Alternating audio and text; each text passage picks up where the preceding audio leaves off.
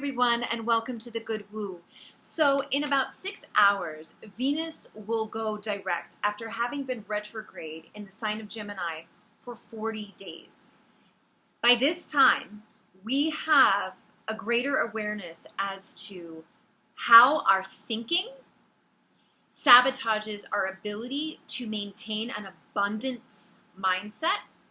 We have awareness around how our ability to communicate our values is working for us or not working for us.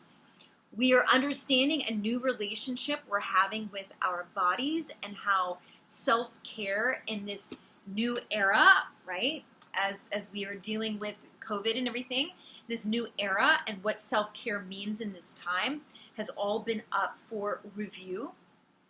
We're seeing where how we communicated around money and romance in the past basically maybe contributed to heartache and heartbreak and betrayal.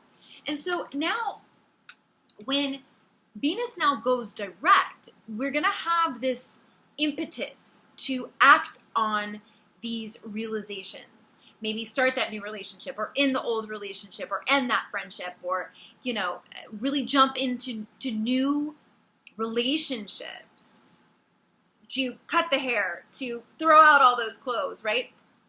To buy a new wardrobe or new jewelry or get the tattoo. But I make this video today just to say, hold off a tiny bit, let it simmer, because we have a Mercury in retrograde and a ton of our larger planets in retrograde. The realizations are accurate, but how you take action and how you want to take action is going to change within the next 2 weeks because we have Mars going into Aries. So it's still a time to just hold it, acknowledge what you've recognized, and wait until there's no doubt. If there's a doubt, wait. Because once Mars goes into Aries, we're going to be taking a lot of action steps. We want to make sure that all of these realizations are going to be something that we can truly commit to as we start taking action. So the sign of Gemini is all about communicating.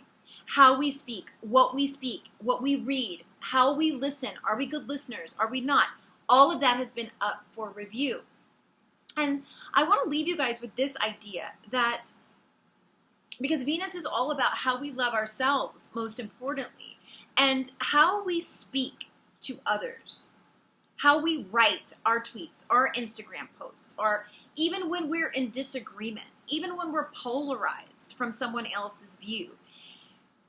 Can you do it in a way that reflects integrity? If I look on Twitter right now, not many people can. This is a tall order. But at the end of the day, to create the true change that's going to last, change that's rooted in an equality that creates safety and security for all beings, then the way that we move towards that, fight for that, take action on that, must be aligned in integrity. And that's what Venus is all about, is that what we speak has to be aligned with a higher vibrational level of love, of unconditional love for ourselves and for this entire experience, regardless of whether someone agrees with you or not. So at the end of the day, how do you feel about how you've communicated, and how does that make you feel about yourself? That's what I believe this retrograde was most importantly showing us. That is something you can act on today. That is something you can act on for the rest of your life. But those changes in relationships, those changes in your appearance, the changes in big money decisions, just wait. Because more and more information is going to be coming in. This is a year where we have 6 eclipses. Change, change, change. Who you were at the beginning of 2020 is not going to look anything like who you are by the end of 2020. And who you are at the end of this year, you want to be proud of. So how you communicate is so important. Even when you're angry, even when you completely disagree, even when you're filled with hatred, because remember, hatred is when we feel threatened by the other. And I know that's up for everybody. But can you rise above it and communicate from a higher level? Now, when it comes to abundance mindset, it's very clear now through this retrograde where our thinking gets in the way of us being able to stay in an abundant mindset. And an abundant mindset, abundance isn't just about the kind of money you have coming in or your ability to generate income. Abundance is a much larger energy. Abundance is your ability to firmly believe and know that you are taken care of, that you are safe, that you are secure, that everything's working out for you. That belief, if you have that, that is then, by cosmic law, what the universe has to show you.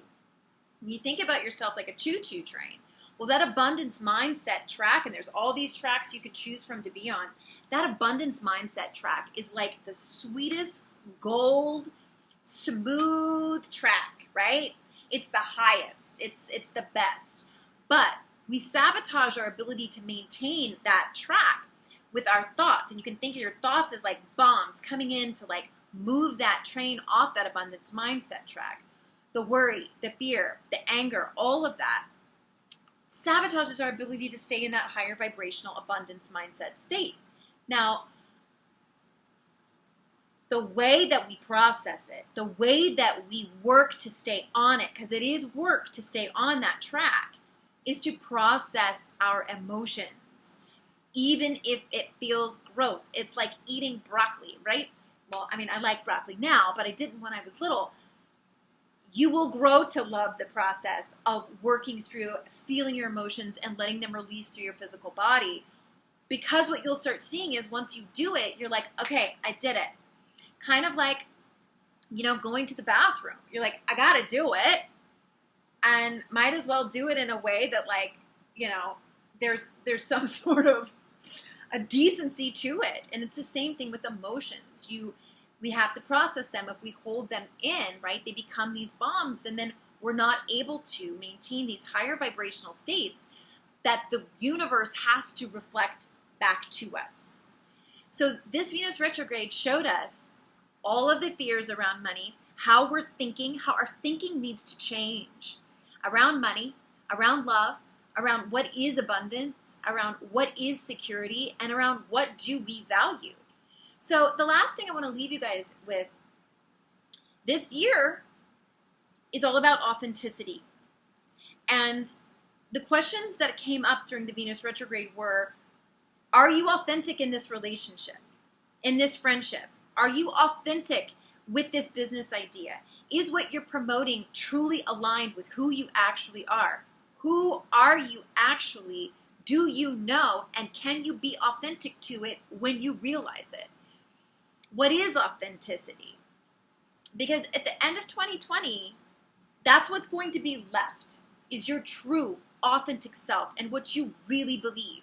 Because we're all going to have to be acting on our values. And if you don't know what they are, how will you know which way to go? So a good way to work with values is just to make a list. What are the 10 things that are most important to you? Be that family, career, friendship, money, health, creativity, play, whatever it is, entertainment, fitness. You could go on and on. You can also Google lists of values, and that can help spurn and inspire you to, make your list. Make 10, a list of 10, and then narrow it down to 5. It's a fascinating and very difficult exercise, but clarifying. It's like an astringent to the mind. And that's what Venus has been asking us to do. Clean up our thinking around love, money, value. So, thank you all for viewing. Please share this. I feel like this is an important one because we may have these impulses to act, and yet more information's coming. And how we would act today is not going to be how we're going to act next week. When I say act, I mean how we act on these epiphanies we've had, these awarenesses that have come in about our relationships and ourselves, and how we want to work with money and abundance and resources. So thank you for your subscriptions, everyone. They're going up through the roof, and thank you. Thank you for your comments and your emails. I so appreciate the feedback. And with this particular video, I would love it if you guys could let me know what the last 40 days, what epiphanies have you had around resources and money and love and your relationships and friendships and who you are? What epiphanies have you had around how your thinking is manifesting your life? Let me know. I would love to hear. Thanks so much for viewing.